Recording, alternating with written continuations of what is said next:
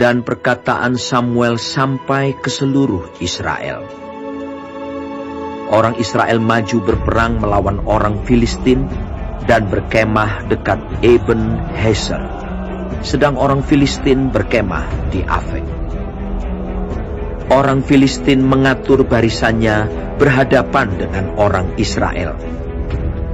Ketika pertempuran menghebat, terpukullah kalah orang Israel oleh orang Filistin, yang menewaskan kira-kira 4.000 orang di medan pertempuran itu.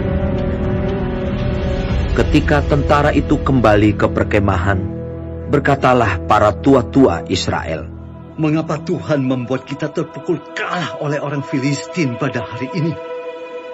Marilah kita mengambil dari Silo tabut perjanjian Tuhan, supaya Ia datang ke tengah-tengah kita dan melepaskan kita dari tangan musuh kita." Kemudian bangsa itu menyuruh orang ke Silo, lalu mereka mengangkat dari sana tabut perjanjian Tuhan semesta alam, yang bersemayam di atas para kerub. Kedua anak Eli, Hofni dan Pinehas, ada di sana dekat tabut perjanjian Allah itu.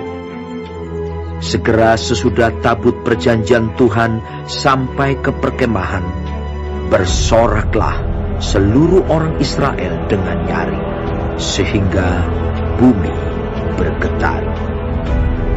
Dan orang Filistin yang mendengar bunyi sorak itu berkata, "Apakah bunyi sorak yang nyaring di perkemahan orang Ibrani itu?" Ketika diketahui mereka bahwa tabut Tuhan telah sampai ke perkemahan itu, ketakutanlah orang Filistin, sebab kata mereka, "Allah mereka telah datang ke perkemahan itu." Dan mereka berkata, "Celakalah kita, sebab seperti itu belum pernah terjadi dahulu. Celakalah kita, siapakah yang menolong kita dari tangan Allah yang maha dahsyat ini? Inilah juga Allah yang telah menghajar orang Mesir dengan berbagai-bagai tulah di padang gurun." Kuatkanlah hatimu dan berlakulah seperti laki-laki, hai orang Filistin, supaya kamu jangan menjadi budak orang Ibrani itu, seperti mereka dahulu menjadi budakmu. Berlakulah seperti laki-laki dan berperanglah. Lalu berperanglah orang Filistin, sehingga orang Israel terpukul kalah. Mereka melarikan diri masing-masing ke kemahnya. Amatlah besar kekalahan itu. Dari pihak Israel, gugur 30.000 orang pasukan berjalan kaki. Lagi pula tabut Allah dirampas, dan kedua anak Eli, Hofni dan Pinehas, tewas.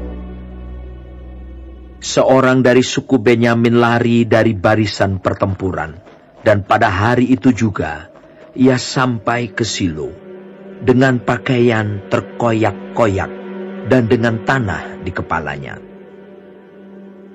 Ketika ia sampai, Eli sedang duduk di kursi di tepi jalan menunggu-nunggu, sebab hatinya berdebar-debar karena tabut Allah itu.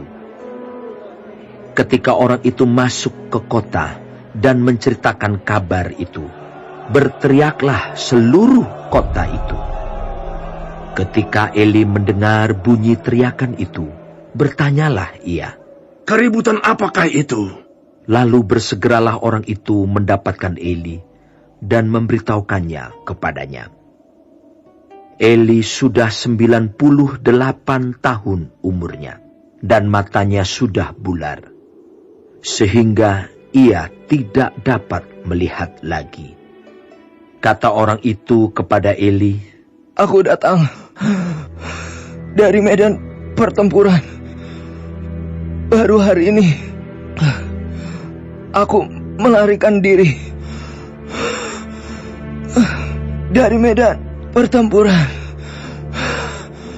Kata Eli, "Bagaimana keadaannya, anakku?" Jawab pembawa kabar itu, "Orang Israel melarikan diri dari hadapan orang Filistin. Kekalahan yang besar telah diderita oleh rakyat. Lagi pula kedua anakmu, Hofni dan Pinias, telah tewas. Dan tabut Allah sudah dirampas. Ketika disebutnya tabut Allah itu, jatuhlah Eli, terlentang dari kursi di sebelah pintu gerbang.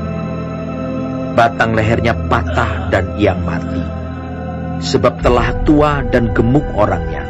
40 tahun lamanya ia memerintah sebagai hakim atas orang Israel. Adapun menantunya perempuan, istri Pinehas, sudah hamil tua. Ketika didengarnya kabar itu, bahwa tabut Allah telah dirampas, dan mertuanya laki-laki serta suaminya telah mati, duduklah ia berlutut, lalu bersalin, sebab ia kedatangan sakit beranak.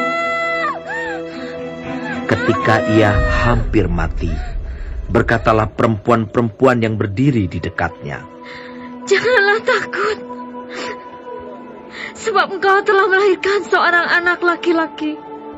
Tetapi ia tidak menjawab dan tidak memperhatikannya. Ia menamai anak itu Ikabod, katanya, "Telah lenyap kemuliaan dari Israel." Karena tabut Allah sudah dirampas, dan karena mertuanya dan suaminya. Katanya, "Telah lenyap kemuliaan dari Israel, sebab tabut Allah telah dirampas."